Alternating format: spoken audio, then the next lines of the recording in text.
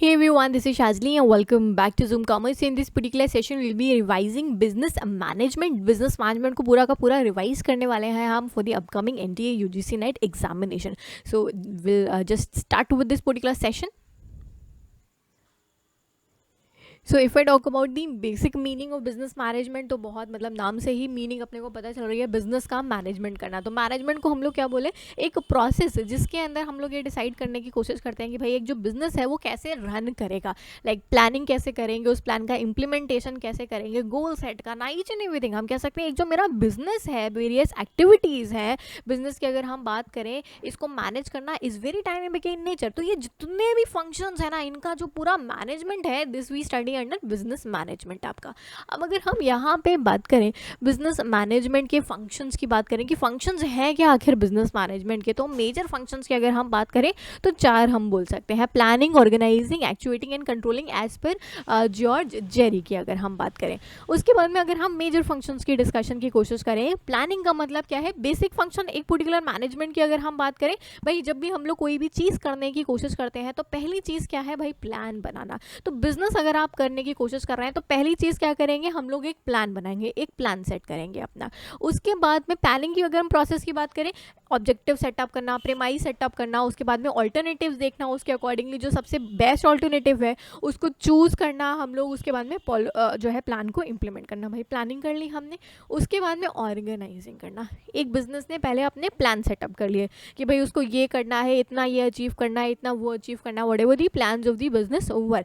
फिर ऑर्गेनाइज करने की कोशिश करेंगे. ऑर्गेनाइज क्या करना, कौन सा काम पहले होगा, कौन सा काम बाद में होगा, कौन सा पर्सन कौन सा काम करने वाला है, ईच एंड एवरीथिंग ऑर्गेनाइज करना बिजनेस को to provide it with everything useful या functioning, raw material, tools, capital, personal, ये सारा कुछ आपका, यानी हर एक चीज़ को एक प्रॉपर सिस्टमेटिक तरीके से लगाना. That is what organising means आपका.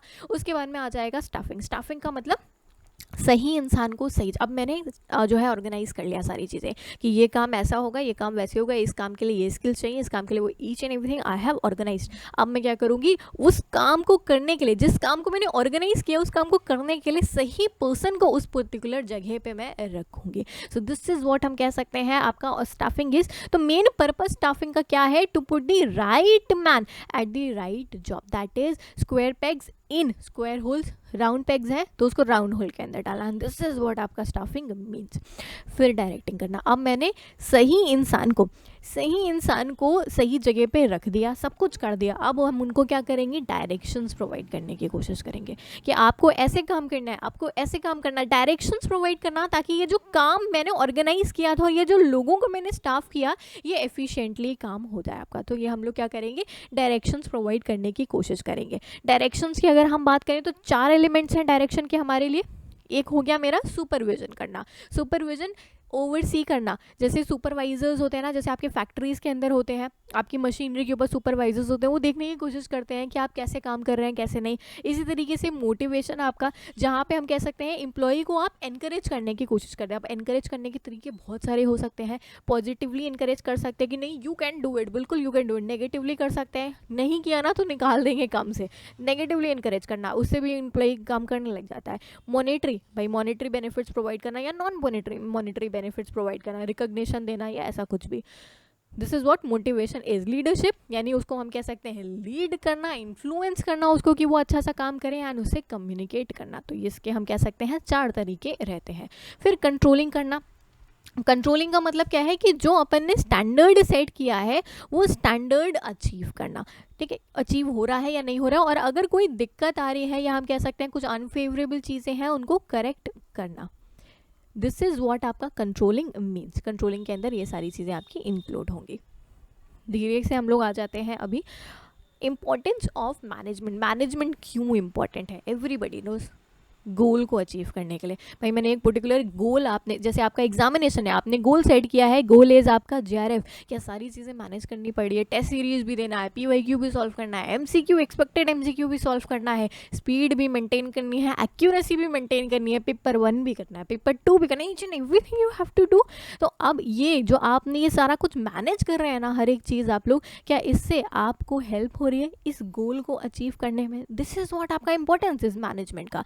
उसके उसके बाद में ऑप्टिमम यूटिलाइजेशन ऑफ रिसोर्सेज। अभी अगर आप ना एक दिन एक टॉपिक इस यूनिट का पढ़िए, एक दिन उस यूनिट का एक टॉपिक पढ़िए, 2 क्वेश्चन इसके लगाइए, 4 क्वेश्चन उसके लगाइए, क्या हो जाएगा, आप अपनी रिसोर्सेज को इसका मतलब सही से यूटिलाइज नहीं कर रहे हैं।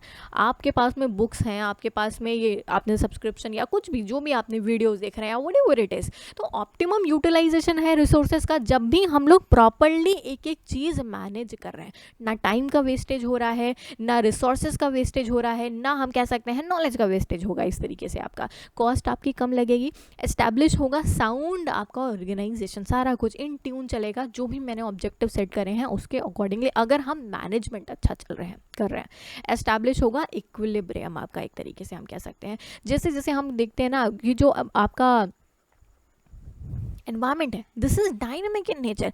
आपकी ऑर्गेनाइजेशन को अच्छे से मैनेज होना बहुत ज़्यादा ज़रूरी है, अदरवाइज क्या होगा, जैसे नोकिया के साथ में हुआ, पूरा का पूरा मार्केट से ही बाहर चली गई। तो वो एक इक्विलिब्रियम पॉइंट मेंटेन करते हुए चलना, जो भी चेंज हो रहा है एक्सटर्नल एनवायरमेंट में वो सारा कुछ मैनेज करते हुए चलना। फिर एसेंशियल है सोसाइटी के लिए, अभी आपने देखा होगा स्टैंडर्ड ऑफ लिविंग इंप्रूव करना, ये वो CSR एक्टिविटीज़ वगैरह, तो हम कह सकते हैं management again is very important from this point of view as well. Principles of management की बात करेंगे, प्रिंसिपल्स की अगर हम बात करें, ओडा principles, fundamental truth, cause and effect relationship बताने की कोशिश करेंगे 2 और मोर वेरिएबल्स के बीच में। अब प्रिंसिपल्स की बात करें, हेनरी फ्योल ने दिए principles, I believe this is very easy, very important या वेरी फेमस ये टॉपिक है आपका, 14 प्रिंसिपल्स हेनरी फ्योल का। तो पहला प्रिंसिपल डिवीजन ऑफ वर्क, ये क्या बोलते हैं कि जो एम्प्लॉई जिसके अंदर स्पेशलाइज्ड है ना उनको वही काम दे। ऐसा ना हो कि आप इंजीनियर्स को मैनेजमेंट की पोजीशन के ऊपर बैठा दे रहे हैं और मैनेजमेंट वालों को आप इंजीनियर की पोजीशन में बैठा दे रहे हैं, ऐसा कुछ नहीं होना चाहिए। तो डिवीजन ऑफ वर्क जो है उसके अकॉर्डिंगली होना चाहिए, नॉलेज एरिया या स्किल्स के अकॉर्डिंगली होना चाहिए। अथॉरिटी एंड रिस्पॉन्सिबिलिटी दोनों साथ साथ आनी चाहिए। ऐसा ना हो कि आपने किसी को अथॉरिटी दी है कोई पर्टिकुलर काम को करने की। जैसे प्रिंसिपल के पास में हम कह सकते हैं ना अथॉरिटी होती है कि वो किसी टीचर को अपॉइंट कर सकती है, अथॉरिटी है उसके पास में। इसके ऊपर रिस्पॉन्सिबिलिटी भी होनी चाहिए।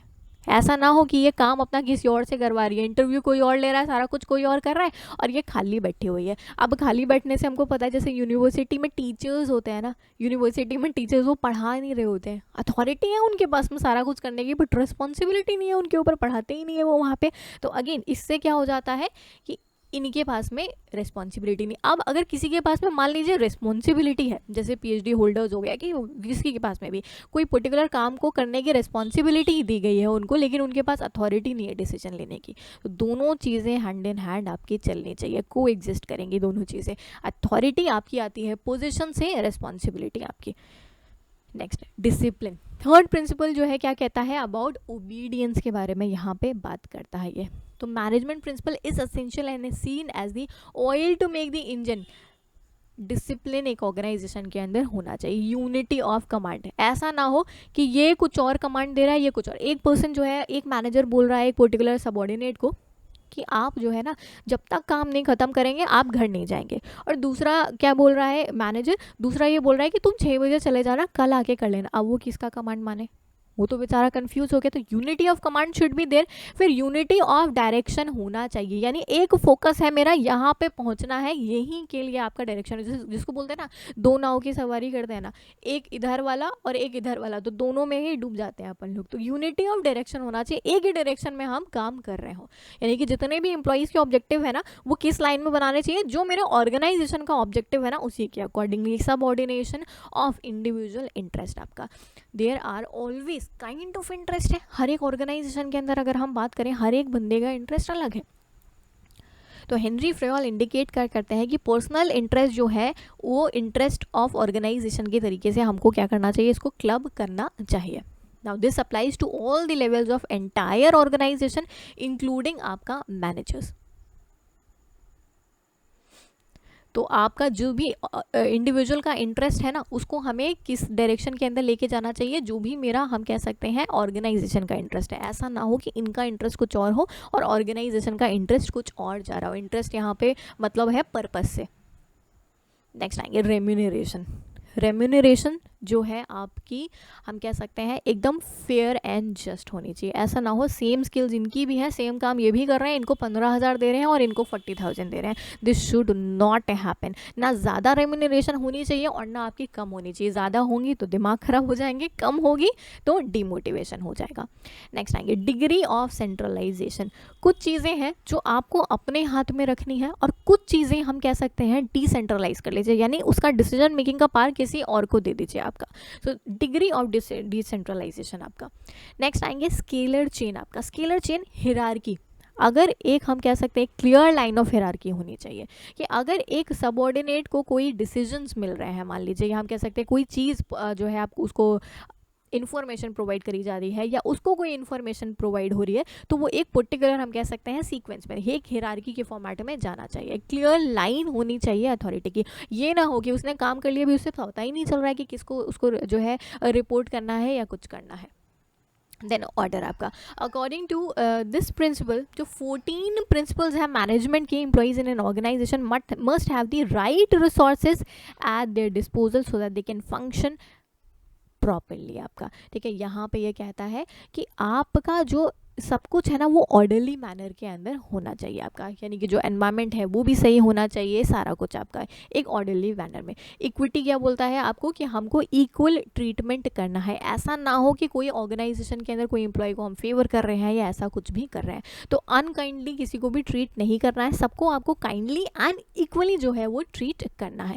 देन स्टेबिलिटी होना चाहिए टेन्योर का। ऐसा ना हो कि एक एम्प्लॉय जो है उसको क्या लगे कि हमको कभी भी निकाल देंगे, कभी भी निकाल देंगे। इससे में क्या होता है कि वो अपने काम पे फोकस नहीं कर पाता है। तो यहाँ पे फ्रीक्वेंट चेंज नहीं करना है आपको पोजीशंस के अंदर, आपको सफिशिएंट डेवलपमेंट के लिए आपको सही से मैनेज करना है ईच एंड एवरीथिंग। ऐसा नहीं है कोई अगर थोड़ा सा काम खराब कर रहा है या थोड़ा सा उसका लेवल कम हुआ या कुछ हुआ और आपने तुरंत उसको निकाल दिया, ऐसा नहीं करना है। उसको हमें ग्रूम करने की कोशिश करनी है एक पर्टिकुलर लेवल तक के।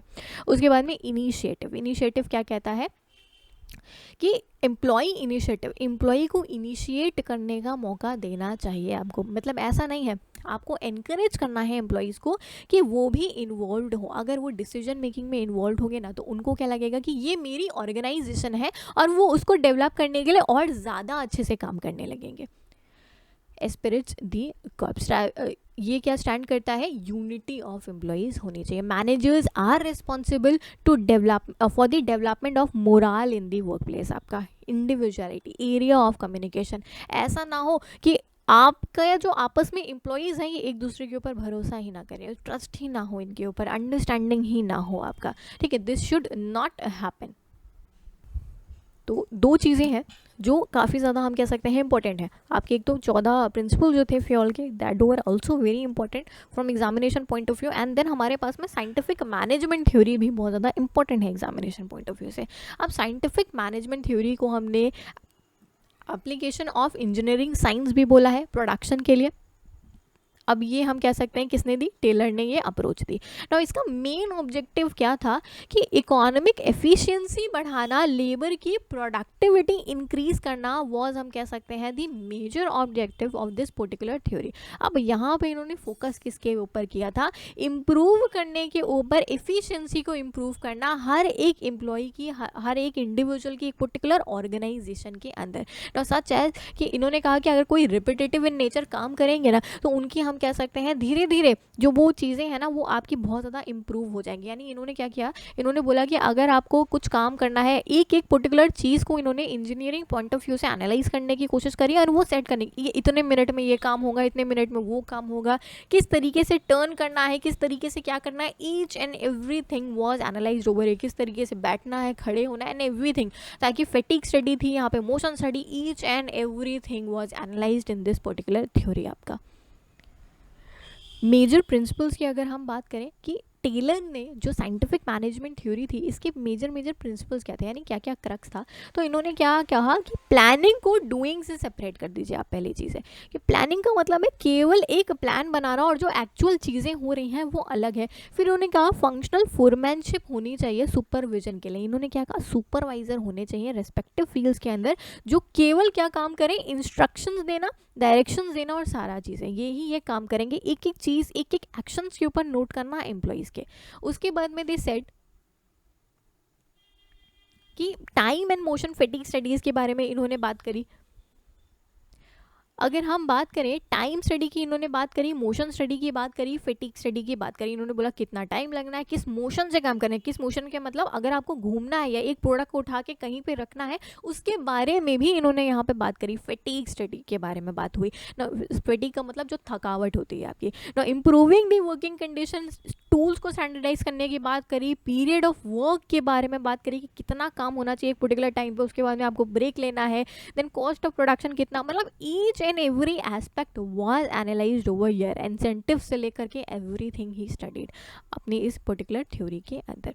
फिर हम लोग मूव ऑन करेंगे हॉथरॉन एक्सपेरिमेंट के ऊपर। हॉथरॉन एक्सपेरिमेंट की बात करेंगे। हॉथरॉन एक्सपेरिमेंट की अगर हम बात करें तो एल्टन मायो ने ये एक्सपेरिमेंट किया था। अब इन्होंने जो है 6 फीमेल्स के ऊपर ये एक्सपेरिमेंट कंडक्ट करने किया था, जिसको हम लोग हॉथरॉन एक्सपेरिमेंट बोलते हैं या हॉथरॉन स्टडीज़ भी बोलते हैं। ये आपका शिकागो के अंदर इस पर्टिकुलर कंपनी के अंदर हुआ था, that is western electric company. अब हॉथरॉन के अंदर क्या हुआ था ना कि इन्होंने 5 साल के अंदर ये स्टडी करने की कोशिश करी थी। यहाँ पे 5 साल के अंदर इन्होंने स्टडी करी। मायो की टीम ने जो है ऑल्टर किया। ये जो 6 वुमेन्स थी ना, ये जो 6 फीमेल्स थी जिनके ऊपर ये स्टडी कर रहे थे, इनको इन्होंने मॉनिटर करने की कोशिश करी। इनकी वर्किंग कंडीशन चेंज करी, इनका इनको खाना फ्री फूड दिया, लाइटिंग चेंज करने की कोशिश करी, यानी बहुत सारी चीज़ें इन्होंने चेंज करने की कोशिश करी एंड देखने की कोशिश करी कि इनकी प्रोडक्टिविटी के अंदर क्या क्या चेंजेस आ रहे हैं। जैसे इन्होंने वर्किंग कंडीशन चेंज करी, वर्किंग आवर्स चेंज करे, टेस्ट रेस्ट ब्रेक दिया, 5-5 मिनट की जगह 10-10 मिनट का ब्रेक दिया बीच बीच में, लाइटिंग, ह्यूमिडिटी, टेम्परेचर, हर एक चीज़ इन्होंने करने की कोशिश करी। और एंड में इनको क्या पता चला कि at the end of the 5 year the female workers working conditions reverted back to the conditions before the experiment began। क्या है कि बाद में इन्होंने चेंज कर दिया। तो यहाँ से इनको पता क्या चला था कि जब हमारे पास में एटमॉस्फेयर अच्छा होता है, यानी हमारे आसपास के लोग जो है ना काम करने वाले, जब ये अच्छे होते हैं ना तो हम अच्छे से काम करते हैं। हम कह सकते हैं हमारा काम में मन लगता है और हमारी प्रोडक्टिविटी जो है वो आपका होती है। नेक्स्ट आएंगे हम लोग साइकोलॉजिकल कॉन्ट्रैक्ट। साइकोलॉजिकल कॉन्ट्रैक्ट की अगर हम बात करें तो this is what we have study. ठीक है, ये हम लोगों ने अभी कवर अप किया। तो इन्होंने ये सारी चीज़ें हम कह सकते हैं करने की कोशिश करी थी। सोशल एस्पेक्ट देखने की कोशिश करी, ग्रुप स्टडी यानी ग्रुप एक्टिविटी देखने की कोशिश करी थी, यानी यहाँ पे इन्होंने मोटिवेशन इंक्रीज़ किया, बहुत सारे एम्प्लॉयज़ को लेके आए, each and everything they try to study यहाँ पे। उसके बाद में So we'll talk about organisational structure ना। ऑर्गेनाइजेशन का स्ट्रक्चर कैसा होना चाहिए, हम कह सकते हैं हिरार्की कैसी होनी चाहिए। एक मैनेजर के अंदर हम कह सकते हैं सारे एम्प्लॉयज़ हैं, या जो मैंने डिपार्टमेंट्स बनाए हैं वो अपने फंक्शंस के अकॉर्डिंगली बनाए, जैसे सेल्स डिपार्टमेंट हो गया, मेरा R&D डिपार्टमेंट हो गया, इस तरीके से। तो दिस इज़ व्हाट हम कह सकते हैं ऑर्गेनाइजेशन स्ट्रक्चर इज़। तो कौन कौन से टाइप के ऑर्गेनाइजेशन स्ट्रक्चर जो है वो हमारे पास में है। तो अगर हम देखें ऑर्गेनाइजेशन स्ट्रक्चर की इंपॉर्टेंस क्या है, तो ऑर्गेनाइजेशन स्ट्रक्चर जो है हमको फैसिलिटेट करता है इन ग्रोइंग, हम कह सकते हैं। उसके बाद में अगर हमें कोई चेंजेस करने हैं, पॉसिबल अथॉरिटी जो है रिस्पॉन्सिबिलिटी एलोकेट करने में बहुत ज़्यादा ईजी हो जाता है। अब भाई अगर मैंने ये बताया ये पर्टिकुलर मैनेजर है, ये पर्टिकुलर इसके अंदर 2 है, तो इसके अंदर और 3 है, तो हमको पता चलेगा ना कि किसकी कितनी अथॉरिटी है, डिपेंडिंग अपॉन देयर पोजिशंस हम कह सकते हैं। तो टाइप्स ऑफ ऑर्गेनाइजेशन स्ट्रक्चर की बात करें, कितने टाइप के ऑर्गेनाइजेशन स्ट्रक्चर हैं, तो मेनली हमारे पास में कितनी है, हम कह सकते हैं लाइन ऑर्गेनाइजेशन है, फंक्शनल ऑर्गेनाइजेशन है, लाइन एंड स्टाफ ऑर्गेनाइजेशन है आपकी। उसके बाद में हम देखें प्रोजेक्ट ऑर्गेनाइजेशन है and matrix out of organisation है हमारी। तो लाइन ऑर्गेनाइजेशन की अगर हम बात करें, सबसे पुराना हमारा फ्रेमवर्क है ऑर्गेनाइजेशन का, सबसे पुराना फ्रेमवर्क जिसको हम लोग स्केलर ऑर्गेनाइजेशन के नाम से भी जानते हैं या top to lower level management के नाम से भी जानते हैं। सबसे सिंपल ऑर्गेनाइजेशन है, सबसे स्टेबल फॉर्म है ऑर्गेनाइजेशन का ये वाला आपका। उसके बाद में अगर हम लोग मूव ऑन करने की कोशिश करें फंक्शंस के बेसिस पे, जब हम लोग कह सकते हैं ऑर्गेनाइजेशन को डिवाइड करने की कोशिश करते हैं, यानी फंक्शंस के बेसिस पे मैं क्या करने की कोशिश कर रही हूँ, अपना जो ऑर्गेनाइजेशन है उसको डिवाइड कर रही हूँ। जैसे कि नॉन प्रोडक्टिव सेक्टर हो गया, कम्युनिकेशन ऑफिस है, जॉइंट स्ट्रक्चर, यानी हाँ हम जो जिसका फंक्शन है ना उसके अकॉर्डिंगली मैंने डिवाइड कर दिया है यहाँ पे। दिस इज हम कह सकते हैं समवॉट आपका फंक्शनल ऑर्गेनाइजेशन। अब फंक्शनल ऑर्गेनाइजेशन के डिसएडवांटेजेस क्या है, बहुत ज़्यादा कॉम्प्लिकेट हो जाता है कई बार काम आपका। कुछ काम ऐसे होते हैं जिनको आप फंक्शंस के बेसिस पे डिवाइड नहीं कर सकते, वो बहुत सारे डिपार्टमेंट के अंदर इंक्लूड होते हैं। तो वहाँ पे हम कह सकते हैं जनरली क्या हो जाता है कि थोड़ा सा हम कह सकते हैं रेपिटेटिव इन नेचर वर्क हो जाता है आपका। लाइन एंड स्टाफ, अब कई बारी क्या होता है ना कि केवल हम फंक्शंस के बेसिस पे मान लीजिए नहीं किया है, हमने इसको मिक्सचर कर दिया। तो लाइन एंड स्टाफ हम कह सकते हैं कि सबसे ज़्यादा हम कह सकते हैं कॉमनली यूज्ड आपका था organisation structure. Line and staff के अंदर हम कह सकते हैं लाइन ऑर्गेनाइजेशन का एक हम मॉडिफिकेटेड वर्जन था, एक मॉडिफाइड वर्जन था, एक कॉम्प्लेक्स वर्जन था आपका, हम कह सकते हैं ना। अकॉर्डिंग टू दिस जो एडमिनिस्ट्रेटिव ऑर्गेनाइजेशन थी, specialised and supportive activities are attracted to the line command. अब यहाँ पे ये जो ऊपर वाले बंदे थे ना, दीज वर्ड स्पेशलाइज, लेकिन नीचे वाला जो है ना पूरा हमारा लाइन ऑर्गेनाइजेशन के फॉर्मेट में था। तो इस तरीके से तो पावर एंड कमांड जो है वो ऑलवेज रिमेन करेगा लाइन एग्जीक्यूटिव, यानी ऊपर वाले के पास ही केवल पावर एंड कमांड रहेगा और वो सारा आपका नीचे की तरफ आता चला जाएगा।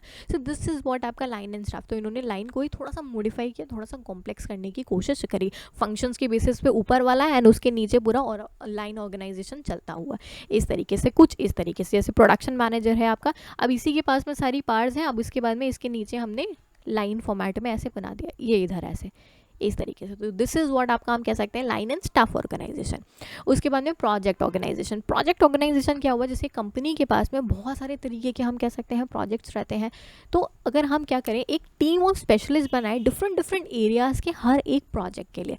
ये प्रोजेक्ट ए है, इसके अंदर हम मान लीजिए 10 लोग काम कर रहे हैं, तो इसके बेसिस पे अगर मैं अपने ऑर्गेनाइजेशन को डिवाइड करने की कोशिश करेंगे, ये इस प्रोजेक्ट के लिए काम करेंगे, ये लोग इस प्रोजेक्ट के लिए काम करेंगे, ये लोग इस प्रोजेक्ट के लिए काम करेंगे। अगर हम आज की बात करें तो बहुत सारी प्राइवेट कंपनीज हैं जो लोग हम कह सकते हैं फ्रीलांसिंग का काम करती हैं या ऐसा, वो लोग ये वाला ऑर्गेनाइजेशन स्ट्रक्चर जो है ना वो बहुत एग्रेसिवली फॉलो करती हैं। वो लोग क्या करते हैं कि प्रोजेक्ट्स के ऊपर, प्रोजेक्ट्स के लिए टीम बना देती हैं, 4 से 5 लोगों की टीम रहती है और वो उसी प्रोजेक्ट के ऊपर काम करेंगे बाकी चीज़ों। अब वो एक पर्टिकुलर टीम के अंदर हर एक बंदा रहेगा, कंटेंट राइटर भी रहेगा, ये सारा का सारा बंदा रहेगा, यानी हम कह सकते हैं कंप्लीट पैकेज रहता है आपका। और जो कुछ आपकी कुछ जो एक्टिविटीज़ जैसे अकाउंटेंसी और ये सबके लिए जो है कॉमन रहती है आपकी। तो ये आपका प्रोजेक्ट ऑर्गेनाइजेशन रहता है। मैट्रिक ऑर्गेनाइजेशन की अगर हम बात करें तो यहाँ पे दो मेनली जो है आपका ऑर्गेनाइजेशन स्ट्रक्चर जो है उसको कंबाइन कर देते हैं।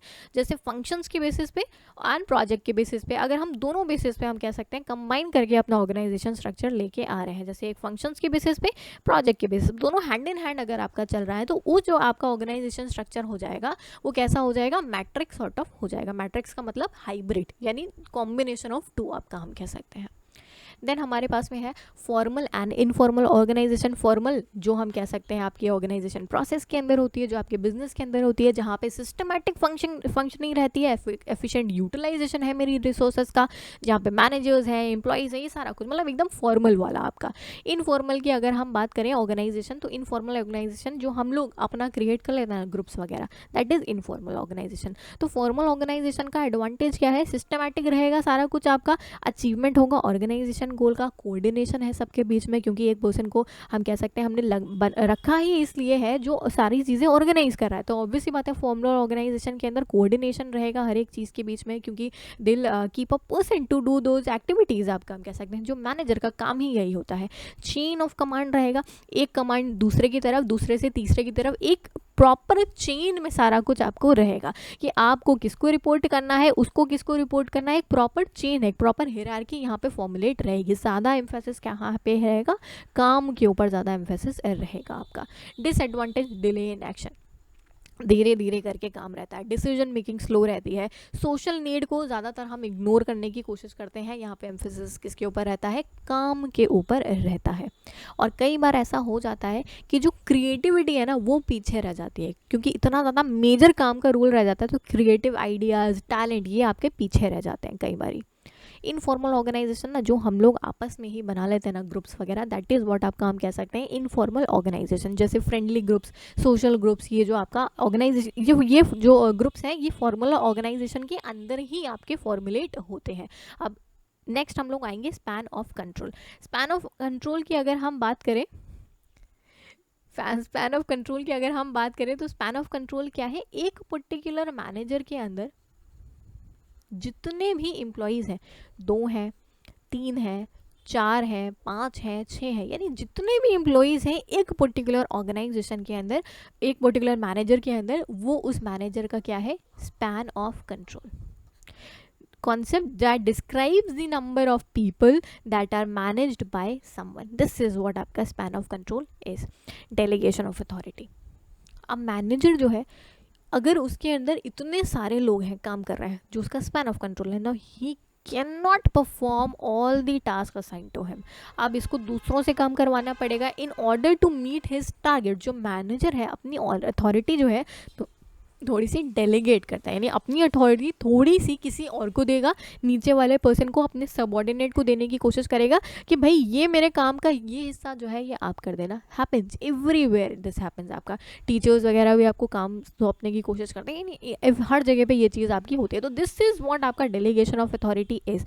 अब एलिमेंट्स ऑफ डेलीगेशन की बात करें, एक हो गया मेरा authority. Now authority can be defined as the power and right जो एक पर्सन को उसकी पोजीशन से मिलती है एक काम को करने के लिए। जैसे डिसीजन मेकिंग पावर हो गई, किसी एक पर्टिकुलर चीज़ से रिलेटेड डिसीजंस लेना या कुछ। दिस इज़ व्हाट हम कह सकते हैं आपका अथॉरिटी इज़। फिर आपका आता है रेस्पॉन्सिबिलिटी। रेस्पॉन्सिबिलिटी क्या होता है, एक पर्टिकुलर काम को करने के लिए, एक पर्टिकुलर काम को करने के लिए हम कह सकते हैं जो आपको रिस्पॉन्सिबिलिटी मिलती है कि ये आपकी रिस्पॉन्सिबिलिटी है ये काम करना। अथॉरिटी की अगर हम बात करें, वी कैन डेलीगेट, कि आप मेरे बदले डिसीजन मेकिंग ले सकते हैं, सारा कुछ। रिस्पॉन्सिबिलिटी आप डेलीगेट नहीं कर सकते हैं। अगर मैंने बोला ये आपकी रिस्पॉन्सिबिलिटी थी कि आप ये पीपीटी बनाएं या कुछ करें, अब आपने भले ही दूसरे को दे दिया लेकिन रिस्पॉन्सिबिलिटी तब भी आपकी ही रहेगी ये सबमिशन की। तो हम कह सकते हैं जो आपकी अथॉरिटी है we can be delegated, and responsibility की अगर हम बात करें, responsibility can not be delegated आपका। फिर अकाउंटेबिलिटी का मतलब होता है आपका, अब अगेन अकाउंटेबिलिटी भी हम लोग डेलीगेट नहीं कर सकते। Accountability means explanations for any variations in the actual performance. होता है ना कि नंबर कम आया तो who is accountable. You can not से किया जो है बेस्ट फ्रेंड ने आंसर गलत लिखा था मेरे कॉपी के अंदर, you can not say that, you are accountable for that. Parents के सामने कौन बताएगा कि ये गड़बड़ क्यों हुई है, ना मार्क्स क्यों कम आया, you are accountable for that. That is what accountability. Again accountability भी आप किसी और को नहीं दे सकते। Accountability can not be delegated आपका। नेक्स्ट, अब मेजर टॉपिक आपका leadership theories. Leadership theories cover up करने की कोशिश करेंगे। लीडरशिप थ्योरी की अगर हम बात करें तो हमारे पास में ग्रेटमैन थ्योरी है, ट्रेट थ्योरी है, बिहेवियरल थ्योरी के अंदर ओहियो स्टेट थ्योरी है, हमारे पास में मैनेजरियल ग्रिड है। फिर कंटिंजेंसी की अगर हम बात करें तो fielder least preferred co-worker theory है। देन कॉग्निटिव रिसोर्स थ्योरी है। सिचुएशनल थ्योरी की बात करें तो हमारे पास में हर्शी एंड ब्लैंकर्ड का सिचुएशनल थ्योरी है। हाउस पाथ थ्योरी है। लीडरशिप पार्टिसिपेशन थ्योरी है। अगेन ये थ्योरीज आपकी very very very important from examination point of view, तो इनको कवर अप करने की कोशिश करेंगे। ग्रेटमैन थ्योरी की बात करें, ग्रेटमैन थ्योरी बहुत ईजी सी थ्योरी। क्या बोल रहे हैं इन थ्योरी के अंदर, बस इन्होंने क्या बोला कि कुछ महान लोग होते हैं, हमारे लीडर जो हैं वो पैदा होते हैं, बनाए नहीं जाते। महान लोग हैं हमारे पास में और वो ही आपके लीडर्स होते हैं, जैसे आपके महात्मा गांधी और ये जितने भी आपके ग्रेट लीडर्स थे आपके। So this is what great man theory states आपका। नेक्स्ट हम लोग आएंगे, यानी इन्होंने क्या बोला, great man approach emphasises upon charismatic leadership. ये बोलते हैं कि ये जो करिश्मा है ना इनके अंदर, ये गॉड गिफ्टेड रहता है, आप बना नहीं सकते। This is what great man theory says. Next theory हमारे पास में ट्रेट थ्योरी। ये बोल रहे हैं कि एक पर्टिकुलर इंसान ग्रेट नहीं होता, उसकी कैरेक्टरिस्टिक्स, उसके जो ट्रेट्स है ना वो बताएंगे कि उसके अंदर लीडरशिप क्वालिटीज़ हैं या नहीं है। उसके अंदर लीडरशिप क्वालिटी होना बहुत ज़्यादा ज़रूरी है। हो सकता है कि कोई पर्सन बहुत ज़्यादा ग्रेट है लेकिन उसके अंदर लीडरशिप क्वालिटीज़ नहीं है। It can happen, it can possibly happen. तो ग्रेटमैन थ्योरी अगर हम बोलें तो इन्होंने क्या बोला कि आपका जो इंडिविजुअल्स हैं आर बॉर्न विद और without necessary traits of relationship. Now अगर हम ट्रेट थ्योरी की बात करें, ट्रेट थ्योरी क्या बोल रहा है कि कुछ आपकी पर्सनैलिटी या उसकी कैरेक्टरिस्टिक्स हैं जिससे हमको पता चलेगा कि उसके अंदर लीडरशिप के ट्रेट्स हैं या नहीं है। तो ये बोला किसने, ट्रेट थ्योरी के अंदर। तो थ्योरीज दैट कंसिडर पर्सनालिटी, ये सोशल, ये सारा कुछ आपका, ये हमारे लीडर्स को ये जो हमारी कैरेक्टरिस्टिक्स है ना, ये जो हमारे कैरेक्टरिस्टिक्स हैं, ये जो हमारी ट्रेट्स हैं, ये लीडर्स को नॉन लीडर्स से अलग बनाते हैं। क्या क्या ट्रेट्स हैं हमारे लीडरशिप के, यानी जो पर्सन के अंदर ये ट्रेट्स होंगे वो लीडर होगा। क्या, एम्बिशियस होना चाहिए, एनर्जी होनी चाहिए, डिज़ायर होना चाहिए सारी चीज़ें लीड करने का, यानी आगे आगे बढ़ के काम करने का, ऑनेस्टी होनी चाहिए, जॉब रेलेवेंस होना चाहिए, इंटेलिजेंस होना चाहिए, सेल्फ कॉन्फिडेंस होना, ये अगर किसी के अंदर है तो वो लीडर बन सकता है। दिस इज़ व्हाट आपका ट्रेट थ्योरी के अंदर बोला। तो ट्रेट थ्योरी के अंदर अगर हम बात करें तो इन्होंने तीन पार्ट्स में इन्होंने ट्रेड्स को बताया था। एक तो उनकी एबिलिटी, एक पर्सनल ट्रेट और एक हमारे मोटिवेटर्स आपके। नेक्स्ट आएंगे बिहेवियरल थ्योरी के ऊपर। नो, बिहेवियरल थ्योरी की अगर हम बात करें no, in contrast with the trait theory, जो बिहेवियर थ्योरी है वो अटेम्प्ट करती है डिस्क्राइब करने के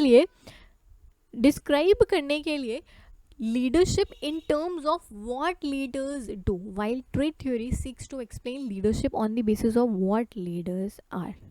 यहाँ पे उनका बिहेवियर एनालाइज करने की कोशिश कर रहे हैं कि व्हाट दे एक्चुअली आर, ना कि एक सेट ऑफ कैरेक्टरिस्टिक्स। आपका भाई, आपके अंदर अगर लीडरशिप क्वालिटी है, ठीक है, आपके अंदर ट्रेट है, लेकिन आप अगर उनको यूज़ ही नहीं कर रहे हैं, आप उनको लगा ही नहीं रहे, आपके बिहेवियर में नहीं दिख रहा है, तो leadership according to this approach is the result of effective role behaviour. अगर आप वो पर्टिकुलर चीज़ करने की, वो पर्टिकुलर हम कह सकते हैं एक्ट करने की कोशिश कर रहे हैं, उसके थ्रू पता चलेगा कि आपके अंदर लीडरशिप का बिहेवियर है या नहीं है।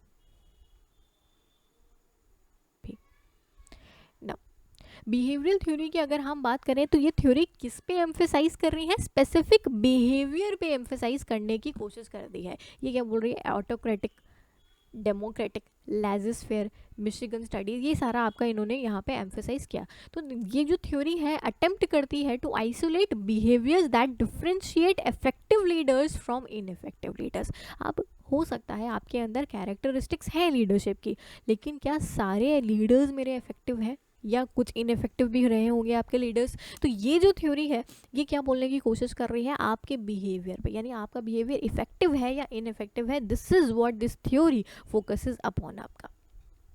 नाउ इसके अंदर अगर हम पहली थ्योरी की बात करें तो दैट इज आपका Ohio state theories for to identify independent dimensions of a leader आपका।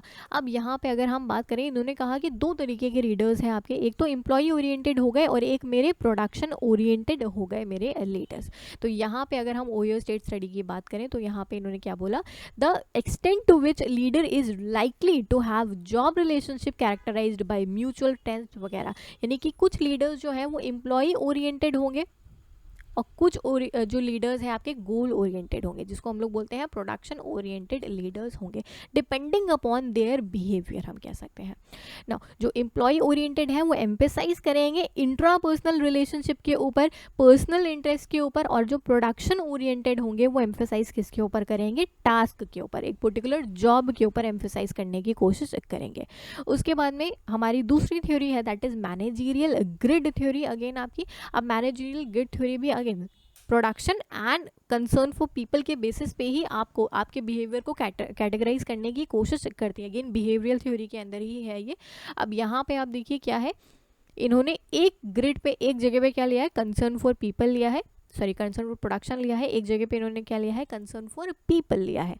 अब यहाँ पे देखिए 1 से लेके 9 तक के रेटिंग देके रखी हुई है। तो जो मैनेजर यहाँ पे है, यानी दोनों चीज़ें देखिए लो है, ना ही कंसर्न फॉर पीपल है ना ही कंसर्न फॉर प्रोडक्शन है, यानी कि इसका ये हम लोग कह सकते हैं क्या है, आपका इनइफेक्टिव मैनेजर है। इसको अपनी मैनेजमेंट क्या है, सुधारनी है, इम्प्रोवाइज करनी है मैनेजमेंट आपकी। उसके बाद में ये जो आपका इस तरफ को अगर हम आए, यानी सेंटर ऑफ प्रोडक्शन के लिए तो हम लोग 9 पे आ गए हैं यहाँ पे, लेकिन यहाँ पे अगर हम देखें centre of concern of people के लिए अभी भी हम लो पर ही हैं, लो स्केल पे। तो यानी ये वाले जो मैनेजर्स हैं किसके ऊपर फोकस करते हैं, काम के ऊपर फोकस करते हैं, यानी ये अथॉरिटेटिव टाइप के मैनेजर्स हैं, काम पे तो पूरा का पूरा ध्यान दे रहे हैं लेकिन एम्प्लॉयज़ पे ध्यान नहीं दे रहे हैं, यहाँ पे कंसर्न फॉर पीपल नहीं है। उसके बाद में अगर हम इधर की तरफ आने की कोशिश करें तो ये वाले जो मैनेजर्स रहते हैं ये कंट्री क्लब वाला, यानी एम्प्लॉयज़ के ऊपर तो पूरा ध्यान दे रहे हैं, काम के ऊपर ध्यान नहीं दे रहे हैं यहाँ पे। उसके बाद में ये हो गया टीम मैनेजमेंट, ये हम कह सकते हैं बेस्ट, या हम कह सकते हैं सबसे ज़्यादा जो इफेक्टिव मैनेजरियल स्टाइल रहता है आपका team management. No this is where the managers का जो concern for people, concern for production है वो सबसे ज़्यादा हाईएस्ट रहता है, and this is the middle road आपका, दोनों चीज़ें आपका। तो हम कह सकते हैं इस ग्रिड से आपको क्या पता चलता है, एक पर्टिकुलर मैनेजर जो है उसका कंसर्न फॉर पीपल कितना है, कंसर्न फॉर हम कह सकते हैं प्रोडक्शन जो है वो कितना है। सो दिस इज व्हाट आपका ब्लेक एंड मॉन्टेन ने ये थ्योरी देने की कोशिश करी थी। नाउ कंटिजेंसी थ्योरीज यानी सिचुएशनल थ्योरी, इन्होंने क्या बोला कि सिचुएशन के बेसिस पे पता चलेगा, एक पर्टिकुलर सिचुएशन में आप किस तरीके से रिएक्ट कर रहे हैं उसके बेसिस पे पता चलेगा मैनेजर का आपका, लीडरशिप का। फील्डर मॉडल है यहाँ पे, हर्शे ब्लेंडर्ड सिचुएशनल थ्योरी है, लीडर मेंबर एक्सचेंज थ्योरी है, पाथ गोल थ्योरी है, एंड लीडर पार्टिसिपेशन मॉडल है यहाँ पे। कंटिजेंसी थ्योरी ना, while trait and behaviour theories जो थी हमने अभी जो पढ़ी, do help us to understand leadership आपका एन इम्पॉर्टेंट एक इम्पॉर्टेंट कॉम्पोनेंट यहाँ पे मिसिंग है, environment in which the leader exist. क्या दिस इज़ वेरी इंपॉर्टेंट। हो सकता है कि एक पर्टिकुलर जो लीडर है उसका कंसर्न फॉर पीपल है, कंसर्न फॉर प्रोडक्शन है, उसके अंदर ट्रेड्स हैं, एवरीथिंग, लेकिन अगर वो उस सिचुएशन में, आपको बहुत नॉलेज है, आप अगर एग्ज़ाम में नहीं कर पाए, बेकार है ना। फिर तो एग्ज़ाम में ही तो करना है ना, उस 3 घंटे की ड्यूरेशन में ही तो आपको करना है ना। उस 3 घंटे की ड्यूरेशन में आप अगर पैनिक कर जा रहे हैं, आप एग्ज़ाम नहीं दे रहे हैं, क्या बाकी सारी चीज़ें बेकार हैं। तो कंटिजेंसी थ्योरी सिचुएशन के बारे में बात करती है, deals with the additional aspect of leadership effectiveness studies आपका।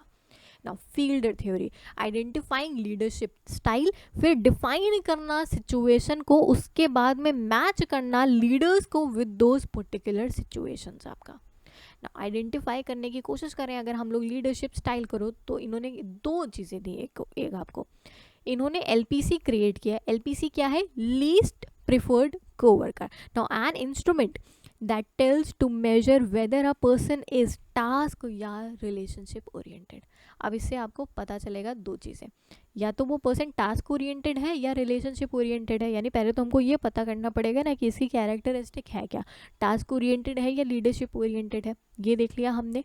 अगर इसका LPC स्कोर जो है वो लो है, इसका मतलब ये टास्क ओरिएंटेड है, लीस्ट प्रिफर्ड कोवर्कर है, यानी वर्कर जिसको हम कह रहे हैं प्रिफर्ड नहीं कर रहे हैं, ये हम कह सकते हैं टास्क ओरिएंटेड। अगर इसका हाई LPC स्कोर आया है, इसका मतलब ये रिलेशनशिप ओरिएंटेड हमारा लीडर है। ये हमने पता कर लिया। अब देखिए ये है आपका पूरा स्केल, प्रेजेंट, अनप्रेजेंट, इस तरीके से आपका ये स्केल होता है। ठीक है, देखिए प्लेजेंट है, 8, इस तरीके से आपकी रेटिंग्स रहती हैं इस तरीके से। तो इसके थ्रू मुझे पता चलेगा कि एक पर्टिकुलर जो वर्कर है, एक पर्टिकुलर जो लीडर है, वो टास्क ओरिएंटेड है या वो हम कह सकते हैं आपका वो ओरिएंटेड है। अब इसकी स्कोरिंग के ऊपर हम लोग ने डिसाइड कर लिया। नेक्स्ट आ जाते हैं हम लोग कंटिजेंसी मॉडल। ठीक है, बस इसी तरीके से यहाँ पे इसको ग्रेडिंग कर देना, यानी कि आपका जो लीडर मेंबरशिप था वो आपका गुड था या पुअर था, इस तरीके से, यानी आपका स्कोर कितना आया है LPC के अकॉर्डिंगली, ये जो यहाँ पर आपका LPC स्कोर था इसके अकॉर्डिंगली। फिर क्या किया, अभी हमने पहला ऑब्जेक्टिव अगर हम देखने की कोशिश करें तो पहला ऑब्जेक्टिव आपका क्या था, यहाँ पे आइडेंटिफाई करना लीडरशिप स्टाइल। अभी हमने आइडेंटिफाई कर लिया है लीडरशिप स्टाइल कैसा था हमारे पास में। लीडरशिप स्टाइल जो है आइडेंटिफाई करने के बाद में अब हम सेकेंड चीज़ क्या करने की कोशिश करेंगे, सेकेंड चीज़ हम करेंगे डिफाइनिंग दी सिचुएशन आपका। डिफाइनिंग दी सिचुएशन, अब फील्डर ने आइडेंटिफाई करी हैं 3 कंटिजेंसी डायमेंशंस को। अब मेरे को पता चल गया पहले तो कि लीडरशिप जो है वो कैसा है, लीडर मेरा कैसा है, टास्क ओरिएंटेड जो है ओरिएंटेड है या मेंबर ओरिएंटेड है, यदि एम्प्लॉय ओरिएंटेड। अब देखिए इस तरीके से इन्होंने 3 आपका डिफाइन करने की कोशिश करी, जो हमने पीछे ग्रिड में देखा था। The degree of confidence, trust and respect members have in the leader. आप क्या देखने की कोशिश करेंगे कि इस लीडर के ऊपर कितना ट्रस्ट करते हैं हमारे एम्प्लॉयज़। फिर the degree to which job assignments are procedurised, किस तरीके से ये प्रोसीजराइज करने, हर एक चीज़ को प्रोसीजर में लाने की कोशिश करता है। Position power, the degree of influence जो एक पर्टिकुलर लीडर के पास है, हम कह सकते हैं हायर करना, फायर करना, किसी को प्रमोट करना, उसके पास में हम कह सकते हैं कितना पोजीशन है, कितना पावर है आपका, ये देखेंगे। अब क्या करेंगे, मैच करने की कोशिश करेंगे। ऐसा लीडर जो टास्क ओरिएंटेड है, उसको आप ऐसी ऑर्गेनाइजेशन के अंदर डाल दीजिए या ऐसे एम्प्लॉयज़ के साथ में डाल दीजिए जो बहुत ज़्यादा इमोशनल है, बेचारा फंस जाएगा वहाँ पे, और एम्प्लॉयज़ भी काम नहीं कर पाएंगे ठीक से, क्योंकि दिस इज़, हम कह सकते हैं ये क्या है आपका, हम कह सकते हैं टास्क ओरिएंटेड। तो इन्होंने क्या किया, पहले आइडेंटिफाई क्या कर लीजिए आप कि वो जो लीडर है, ठीक है, उनके अंदर क्वालिटीज़ है, अभी इनको बिहेवियर एनालाइज करिए, इनका सिचुएशन, उसके बाद सारा कुछ एनालाइज करिए। उसके बाद में हमने क्या कहा, उसके बाद में आप देखिए कि इनका काम करने का तरीका क्या है, यानी हम कह सकते हैं ये सारी चीज़ें जो है सही करिए, डिफाइन करिए सिचुएशन को। एंड फिर उसके बाद में हम कह सकते हैं कि जो भी आपका लीडर था, जो भी उसकी कंडीशंस थी या जो भी उसका हम कह सकते हैं कैरेक्टरिस्टिक्स था, उसको सिचुएशन के अकॉर्डिंग बिठाने की कोशिश करिए। ओके और अगर ऐसा कुछ नहीं हो रहा है तो या तो आप लीडर चेंज करिए या तो आप सिचुएशन चेंज करिए लीडर को फिट करने के लिए। क्लियर ये वाली थ्योरी सबको? कॉग्निटिव रिसोर्स थ्योरी ना, कॉग्निटिव रिसोर्स थ्योरी क्या बोलने की कोशिश करती है कि अगर स्ट्रेस है, ये अनफेवरेबली इफेक्ट करेगा हमारी सिचुएशन को। होता है कोई नया पर्सन है, मान लीजिए कोई नया लीडर है, सारा कुछ एकदम यूथ, उसको आप कोई पर्टिकुलर काम के ऊपर रख दीजिए, हायर पोजीशन, बहुत ज़्यादा स्ट्रेस होगा। अब वो आते हुए भी क्या डिसीजन गलत लेगा। आप लोग के साथ में होता होगा कि यार बहुत ज़्यादा जब स्ट्रेस हो जाता है ना, बहुत ज़्यादा स्ट्रेस हो जाएगी, एकदम लास्ट में हम आ गया है, पेपर ख़त्म करना है, टाइम इतना कम बचा है, अभी क्वेश्चंस बहुत ज़्यादा बचे हैं, आते हुए क्वेश्चंस क्या हम लोग गलत कर देते हैं एग्जामिनेशन के अंदर। सो इन्होंने कॉग्निटिव थ्योरी के अंदर क्या बोला, theory of leadership that states that stress unfavourably affect करती है मेरी सिचुएशन को, आपकी सिचुएशन को स्ट्रेस इफेक्ट करेगा, एंड इंटेलिजेंस एंड एक्सपीरियंस उसको लेसन अप करने की कोशिश करेगी। और उसी जगह पे आप वही सेम एग्जामिनेशन आपने बहुत बारी अगर दिए हों, जैसे 10th का बोर्ड का एग्जामिनेशन दीजिए ना, स्ट्रेस अलग ही लेवल का होता है, 12th का इतना स्ट्रेस नहीं होता, थोड़ा सा कम रहता है स्ट्रेस। उसके बाद में अगर आप यूनिवर्सिटी के एग्जामिनेशन दे रहे हैं ना हर सेमेस्टर के, इतना स्ट्रेस होता ही नहीं है, वहाँ पे एक्सपीरियंस हो जाता है धीरे धीरे, तो स्ट्रेस जो है वो आपको इन्फ्लुएंस करना बंद कर देता है। तो this is what this theory says आपका, कि नए वाले जो लीडर्स हैं ना, उनको मान लीजिए बहुत सारा डिसीजन मेकिंग आता है, सब कुछ आता है, लेकिन स्ट्रेस के अंदर अनफेवरेबली इफेक्ट कर जाता है वो। Next, refinement of Fiedler original model ना, ये फोकस किसके ऊपर करता है, on stress as the enemy of rationality and creativity of unfavourable conditions आपकी क्रिएट हो जाती हैं। स्ट्रेस लेवल को एनालाइज करने की कोशिश करेंगे इसी थ्योरी के अंदर। लो स्ट्रेस है अगर, तो इंटेलेक्चुअल एबिलिटीज़ जो है आपकी इफेक्टिव रहेंगी। स्ट्रेस बहुत ज़्यादा है, अगर स्ट्रेस बहुत ज़्यादा है तो एबिलिटी काम नहीं करती है, वहाँ पे एक्सपीरियंस काम करता है। जब स्ट्रेस बहुत ज़्यादा, हम लोग बोलते हैं ना कि कोई ऐसी बहुत बड़ी सी सिचुएशन आ जाए घर में या ऐसा कुछ होता है, तो हम लोग हमेशा ना मम्मी पापा या किसी ऐसे को बुलाने की कोशिश करते हैं। क्यों? क्योंकि उनके पास में एक्सपीरियंस है उस सिचुएशन को डील करने का। कुछ भी चीज़ हो जाता है आपके घर के अंदर, छोटा मोटा चीज़ हम खुद से हैंडल कर सकते हैं जब तक स्ट्रेस हो जाए ना, तो उसके अंदर हमें एक्सपीरियंस पर्सन को बुलाने की कोशिश करते हैं। बहुत सारी रिसर्चेस भी हुई है जिसने इस थ्योरी को सपोर्ट करा हुआ है, इस पर्टिकुलर थ्योरी को सपोर्ट किया है, जिसके अंदर उन्होंने बोला है कि हाँ, जितना अच्छे से अच्छा लीडर क्यों ना हो, अगर स्ट्रेस है तो उसका डिसीजन मेकिंग अनफेवरेबल हो जाता है आपका। नेक्स्ट आएंगे हर्शे एंड ब्लैंकेट की सिचुएशनल थ्योरी के ऊपर ना, अ मॉडल जो फोकस करता है ऑन फॉलोअर की रेडीनेस के ऊपर। आपके जो फॉलोअर्स हैं वो कितना रेडी है आपको एज ए लीडर एक्सेप्ट करने के लिए एंड रिजेक्ट करने के लिए। क्या आप लोग बहुत सारे चैनल्स देखते होंगे, channels in the sense I am talking about NTA UGC net only, आप बहुत सारे चैनल्स देखते होंगे, बहुत सारी वीडियोस देखते होंगे, हर जगह पे बहुत सारे लेक्चर्स देखते होंगे, सारा कुछ देखते होंगे, लेकिन क्या आप सबके डिसीजंस, क्या जो लोग वो बोल रहे हैं, क्या सबको एक्सेप्ट करते हो? अगर किसी ने बोला कि आपको इतने घंटे पढ़ना है या आपको, आप सबको तो एक्सेप्ट नहीं करते ना, कुछ को क्या एक्सेप्ट करने की कोशिश करते हो आप, खाली एक या दो मेरे ख्याल से, या ज़्यादा से ज़्यादा 3 या 4, इससे ज़्यादा मेरे ख्याल से नहीं होते हैं जिनको आप एज अ टीचर या एज अ मेंटोर या एज अ गाइड मानने की कोशिश करते हो। तो इस थ्योरी के अंदर क्या बोला कि आपके जो फॉलोअर्स है ना, उनकी readiness is very important. Followers can accept या रिजेक्ट कर सकते हैं लीडर को ना। इफेक्टिवनेस जो है डिपेंड किसके ऊपर, एक टीचर इफेक्टिव है या नहीं, या एक टीचर इनइफेक्टिव है, ये कैसे पता चलता है, या एक लीडर इफेक्टिव है, एक लीडर इनइफेक्टिव है, कैसे पता चल रहा है, डिपेंडिंग अपॉन द फॉलोअर का रिस्पॉन्स कैसा आ रहा है आपका।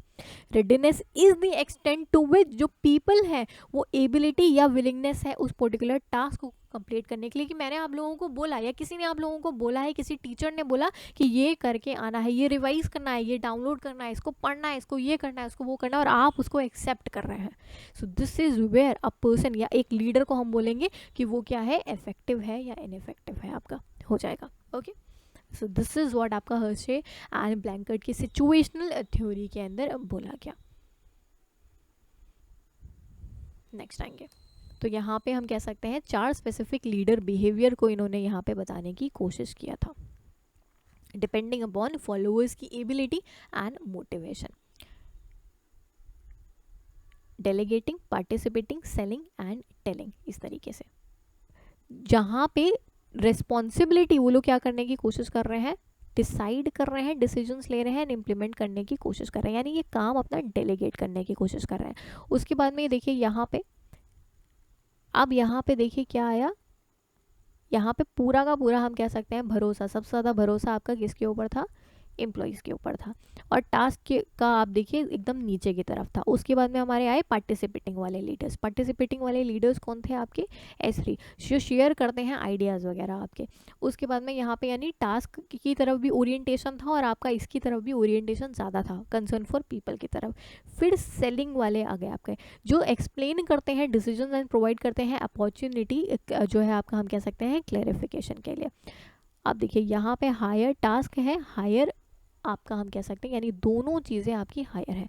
यहाँ पे आप देखिए टेलिंग वाले, यानी ये केवल आपको इंस्ट्रक्शंस देने की कोशिश कर रहे हैं, आपके ऊपर भरोसा नहीं है इनको, ये केवल इंस्ट्रक्शन, यानी ये आपको जो है हम कह सकते हैं कंसर्न फॉर जो टास्क है, ये तो बहुत ज़्यादा है टास्क का बिहेवियर, लेकिन कंसर्न फॉर आपका कंसर्न जो है बहुत ज़्यादा कम है। नो दिस अगर हम कहें मॉडल आपका समवट सिमिलर, समवट क्या ऑलमोस्ट सिमिलर है, आपका जो ब्लैक एंड मॉर्टन का ग्रिड था ना आपका, एकदम ऑलमोस्ट सिमिलर है, बस इन्होंने यहाँ पे इस तरीके से ग्राफ बनाया हुआ है, दैट्स इट, और कुछ खास डिफरेंस इसके अंदर नहीं है। ये जो है आपके दो फॉलोअर डायरेक्टेड रहते हैं, R4 एंड R3 आपके जो है वो फॉलोअर डायरेक्टेड रहते हैं, और ये आपके लीडर डायरेक्टेड रहते हैं मॉडल्स, जहाँ पे हम लोग लीडर के ऊपर फोकस कर रहे हैं, जहाँ पे हम फॉलोअर के ऊपर फोकस कर रहे हैं। नेक्स्ट आएंगे हम लोग हाउस पाथ थ्योरी को कवर अप करने की कोशिश करेंगे। अगर एक पर्टिकुलर सबऑर्डिनेट को, जैसे यू आर अ स्टूडेंट, अगर आपको एक एज अ स्टूडेंट ये लगता है कि ये जो टीचर है ना, ही और she is very knowledgeable, very हम कह सकते हैं एक्सपीरियंस टीचर है, और ये मुझे ये जो मेरा गोल है ना, जैसे मान लीजिए JRF का, ये अचीव करने में हेल्प कर सकता है, आप उसको एज ए लीडर कंसिडर करेंगे। तो ये क्या बोलता है, leaders provide followers with information और leaders help clarify the path to the workers goal. हमको आपको क्या दिखाना है, ये जो आपका गोल है ना, इसके तक पहुंचने का रास्ता जो है ये दिखाना है। Leaders can display multiple leadership style. अब इस रास्ते तक पहुंचने के लिए बहुत सारे स्टाइल्स हो सकते हैं, कई बार डांट सकते हैं, कई बार कंसर्न कर सकते हैं, अथॉरिटेरियन स्टाइल भी हो सकता है, डेलीगेटिंग स्टाइल भी हो सकता है, कुछ भी स्टाइल यहाँ पे हो सकता है। इन्होंने क्या कहा, ये रास्ता है, ये आपकी मंजिल है, दिस इज योर गोल, और ये रास्ता आपको दिखाना, और इस रास्ते तक चलने के लिए यहाँ तक मल्टीपल लीडरशिप स्टाइल्स या मल्टीपल लीडरशिप टाइप्स जो है ये आपके हो सकते हैं, इन्होंने बोला हाउस पाथ थ्योरी के अंदर। ओके, 4 टाइप्स ऑफ लीडर्स इन्होंने बोला होते हैं, एक तो डायरेक्टिव, एक तो सपोर्टिव, एक तो पार्टिसिपेटिंग, एक आपका अचीवमेंट ओरिएंटेड लीडर्स आपके रहते हैं। तो अलग अलग टाइप से हम लोग कर सकते हैं, लेकिन सबका मोटिव क्या रहता है कि ये जो मेरे फॉलोअर्स हैं इनको इस पर्टिकुलर जगह तक पहुंचाना है, इस पाथ के थ्रू, इस रास्ते के थ्रू। कोई भी लीडरशिप स्टाइल वो लोग अपना सकते हैं उस पर्टिकुलर चीज़ के लिए।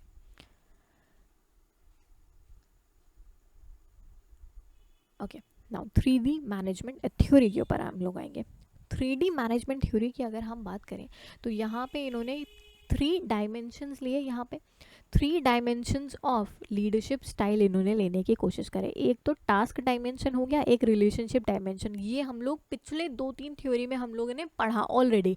इन्होंने एक बीच में एक चीज़ और ऐड कर दी, वो क्या, इफेक्टिव डायमेंशन इन्होंने बस ऐड कर दिया, that's it. Now again this theory is not very important from your examination point of view, तो आप खाली ये 3 डायमेंशंस देखते हुए जाएंगे कि ये 3 डायमेंशंस क्या है, बस इतना ही काफ़ी रहेगा आपके एग्जामिनेशन के लिए। नेक्स्ट हम लोग मूव ऑन करेंगे थ्योरीज ऑफ मोटिवेशन के ऊपर। ना मोटिवेशन की theories again very important from your examination point of view. So theories of motivation a very, हम कह सकते हैं फेमस थ्योरी। सबसे पहली थ्योरी हमारे लिए अगर हम देखने की कोशिश करें तो मेजर 8 थ्योरीज हैं जो हमें आज के सेशन के अंदर कवर अप करनी है। Maslow, ERG, McGregor, Herzberg, William Ouchi की थ्योरी, या थ्योरी जेड आपकी, रूम एक्सपेक्टेंसी मॉडल, मैकेलेंड की थ्योरी एंड एडम स्मिथ की थ्योरी आपकी, Adams equity, sorry Adam Smith नहीं, एडम्स इक्विटी थ्योरी, इकोनॉमिक्स ज़्यादा पढ़ा लिया।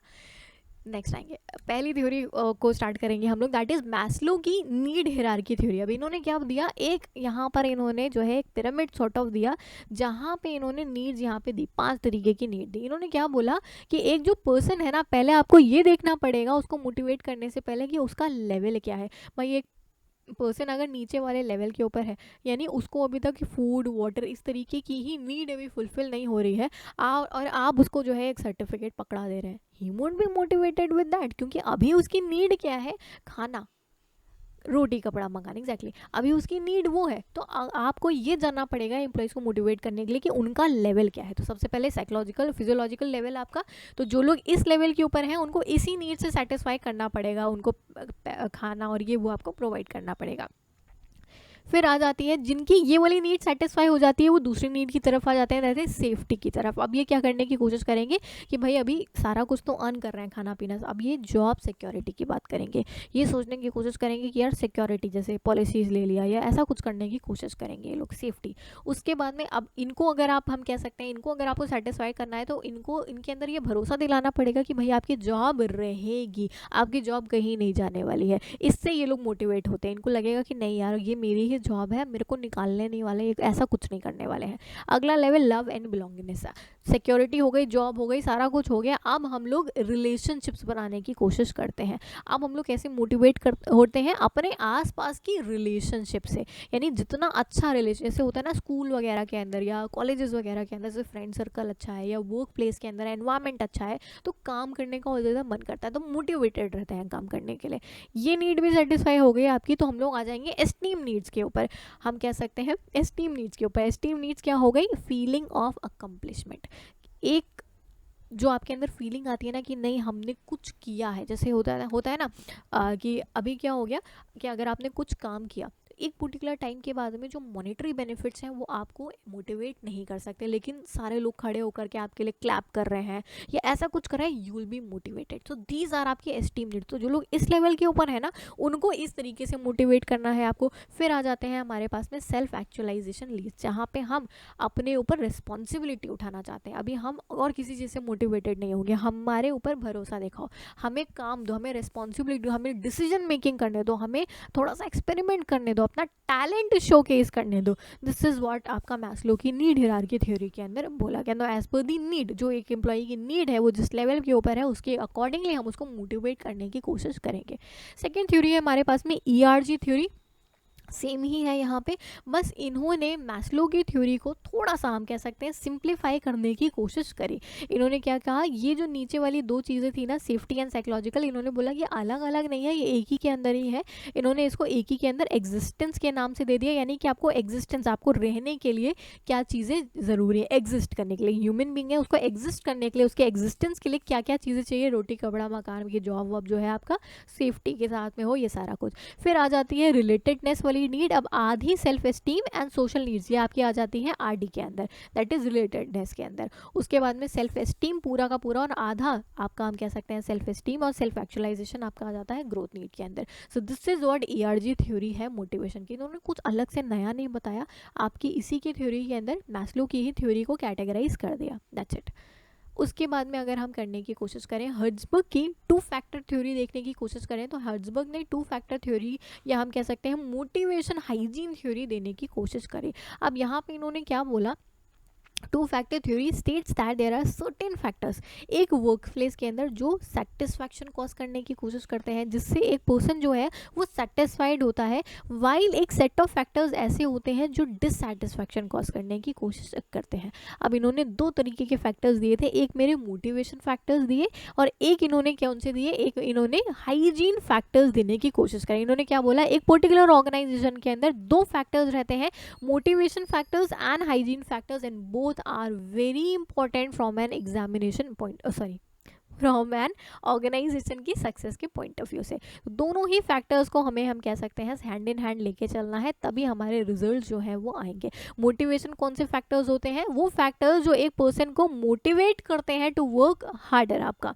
और अगर हम बात करें हाइजीन फैक्टर्स, वो फैक्टर्स हैं जो हम कह सकते हैं जिससे हम लोगों की डिससेटिस्फैक्शन को प्रिवेंट कर सकते हैं सारी कंडीशंस मेंटेन करके। अगर हम मोटिवेशन फैक्टर्स के अंदर हम बात करें तो क्या क्या चीज़ें आती हैं, रिकॉग्निशन, रिस्पॉन्सिबिलिटी, प्रमोशन, ग्रोथ, यानी आपकी जो जॉब से रिलेटेड चीज़ें हैं वो आती हैं।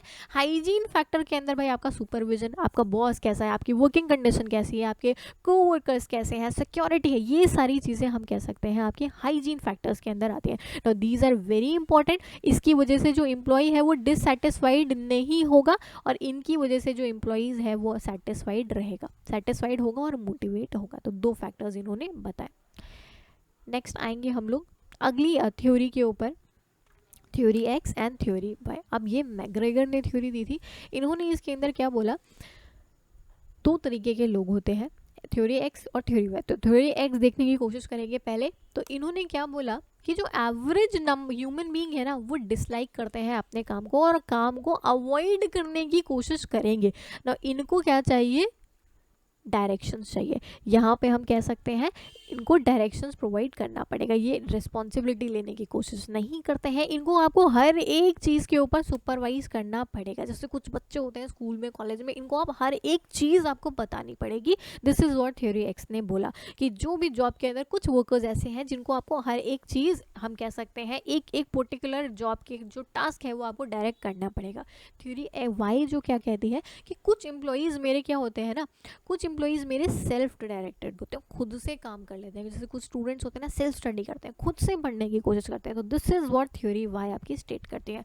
नाउ दीज जो पीपल है थ्योरी वाई के अंदर, these are motivated by higher level lead, इनको खुद ही ऊपर बढ़ने की चाह रहती है, तो ये खुद से ही करते हुए चलते हैं, इनको सुपरविजन की ज़रूरत नहीं रहते हैं, ये खुद ही कमिटेड रहते हैं अपने ऑब्जेक्टिव्स के ऊपर। इनको चाहिए कि इनके ऊपर भरोसा किया जाए, इनको रिस्पॉन्सिबिलिटी हम दें, खुद ही सेल्फ डायरेक्टेड या सेल्फ कंट्रोल्ड लोग ये रहते हैं। थ्योरी जेड की हम बात करेंगे। थ्योरी जेड क्या है, now it believes that higher degree of mutual responsibilities, loyalty and consideration between companies and their employees will result in higher productivity. इन्होंने क्या कहा कि जैसे रिलेशनशिप अच्छी होगी ना, म्यूचुअल ट्रस्ट, म्यूचुअल रिस्पॉन्सिबिलिटी होगी ना आपकी कंपनी एंड एम्प्लॉयज के बीच में, इससे हायर प्रोडक्टिविटी होगी। अगर एम्प्लॉयज को ये लगेगा you are not trusting them, आप उनके ऊपर भरोसा नहीं कर रहे हैं, ऐसा कुछ नहीं कर रहे हैं, तो वो भी प्रोडक्टिविटी हायर नहीं करेंगे, वो भी एकदम सब्सिस्टेंस लेवल पे काम करने की कोशिश करेंगे कि भाई इतना हो जाए खाली कि हमको सैलरी मिल जाए, दैट्स इट। लेकिन आप उन पे भरोसा करेंगे तो वो भी काम अच्छा करने की कोशिश करेंगे। सो ये थ्योरी किसने दी, विलियम आउची ने ये थ्योरी दी। नेक्स्ट थ्योरी की बात करेंगे हम लोग। नेक्स्ट थ्योरी है हमारी व्यूम्स एक्सपेक्टेंसी थ्योरी। अब यहाँ पे इन्होंने क्या कहा, expectancy theory states that every employee is motivated to work when he believes to achieve the things which he wants from his work. अब उसको पहले ये पता होना चाहिए कि उसको अपने काम से चाहिए क्या। Now I will work hard as that will lead to performance appraisal and performance appraisal will lead to promotion। तो एक पर्टिकुलर एम्प्लॉय जो है वो काम इसलिए नहीं करता कि बस काम खत्म हो जाए, उसको एक गोल होना चाहिए कि यार मेरे को ये अचीव करना है। तो what he wants from the work, अगर उसको मॉनेटरी बेनिफिट चाहिए, उसको प्रमोशन चाहिए या कुछ चाहिए, उसके बेसिस पे वो काम करने की कोशिश करेगा, उसकी वजह से वो हम कह सकते हैं मोटिवेटेड रहता है काम करने के लिए। ना this theory has 3 elements, EIV, that is expectancy, instrumentality and valence. आपका एक्सपेक्टेंसी क्या बोलता है, is the believe that increased effort will lead to increased performance, if I work hard my performance will rise. ये क्या करने की कोशिश कर रहा है कि अगर मैं ज़्यादा काम करूँगा इससे मेरी परफॉर्मेंस राइज हो जाएगी। दूसरी चीज़ क्या है, दूसरा एलिमेंट है इंस्ट्रूमेंटैलिटी, कि अगर मैं अच्छा काम करूँगा इससे मेरी प्रमोशन हो जाएगी। If I do a good job I will get promotion, ये हो गया। फिर वैलेंस क्या हो गया, it is the importance that the individual places upon the expected outcome. अब इसके लिए ये जो प्रमोशन है ये कितना इम्पोर्टेंट है।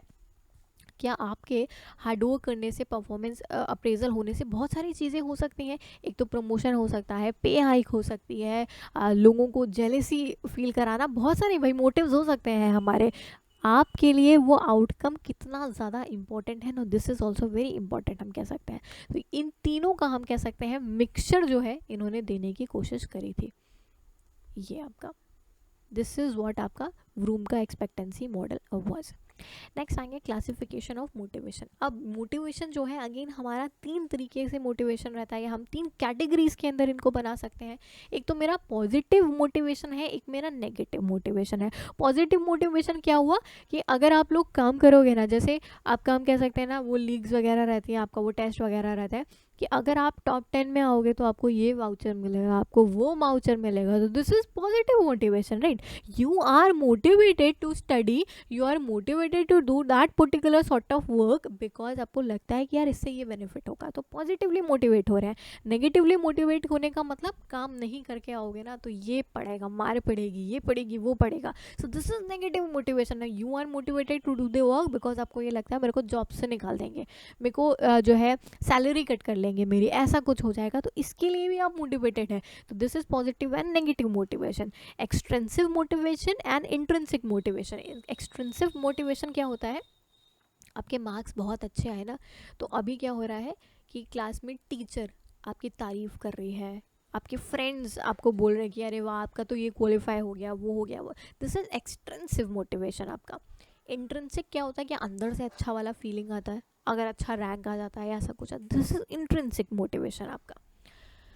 फाइनेंशियल मोटिवेशन क्या हो गया, जब आपको मोटिवेशन मिल रहा है फाइनेंशियल फैक्टर्स की वजह से, आपको पे हाइक मतलब आपकी सैलरी में हाइक मिल रहा है या ऐसा कुछ मिल रहा है।